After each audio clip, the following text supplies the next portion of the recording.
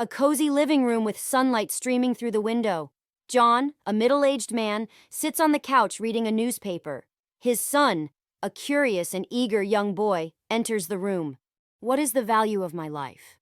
If you want to know the value of your life, take this stone. Go to the market, and if anyone asks the price, don't say a word. Just raise up 2 fingers. A bustling market with people going about their daily activities. The son wanders around, clutching the stone tightly. Suddenly, an old woman approaches him. How much is this stone, young boy? $2? I'll take it. The son enters, panting, and finds his father still sitting on the couch. Father, there was an old woman at the market. She wanted to give me $2 for the stone. Good. Now I want you to go to the museum. And remember, if anyone asks the price, just raise up 2 fingers and don't say a word. A grand museum filled with intricate artifacts. The son walks around, awestruck by the displays. After some time, a middle-aged man in a suit approaches him. How much is this stone? 200, I'll take it.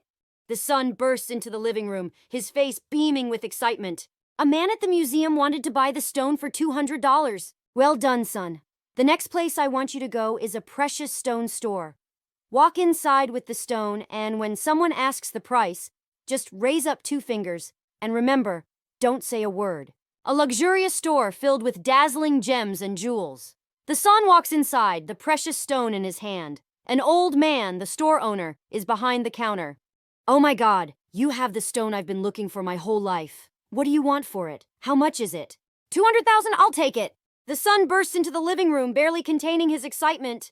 The old man at the precious stone store wanted to give me $200,000 for the stone. You see, son, you understand now. The value of your life is not determined by others, but by yourself. You have the power to decide your worth. Some people will cherish you, while others may see you as a mere commodity. It is upon you, my son, to determine the value of your life. Thanks for watching. Stay blessed.